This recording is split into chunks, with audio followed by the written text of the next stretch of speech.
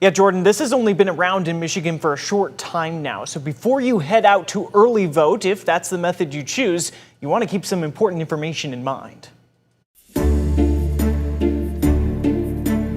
Early in-person voting will kick off across the state on Saturday, and it's still a pretty new option, only being put into our Michigan Constitution following a statewide vote back in 2022. As part of that amendment, all Michigan voters now have the option to vote on one of at least 9 days of early in-person voting for statewide and federal elections, ending the Sunday before Election Day. So we're breaking down what you need to know before you go. Probably the biggest thing is that you shouldn't necessarily assume that you would be going to the same location you would if you regularly voted on Election Day. Some places like the city of Grand Rapids, Ottawa County, and Muskegon County coming up with what are usually called consolidated early voting sites. That means people from larger areas, sometimes in completely different towns, will all have early voting in the same spot.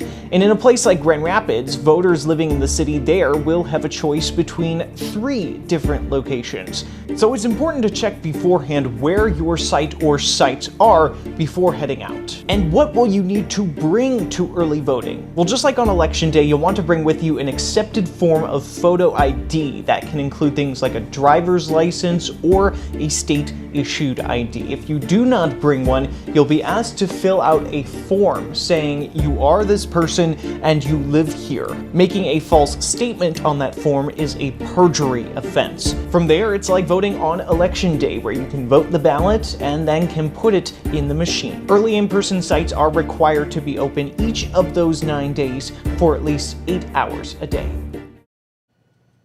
And we should note that you do need to be registered to vote beforehand, which this close to the primary can only be done in person at your local clerk's office with proof of residency. To find exactly where your early in-person site or sites may be, what's on your specific local ballot, and more important election information, you can go to michigan.gov/vote.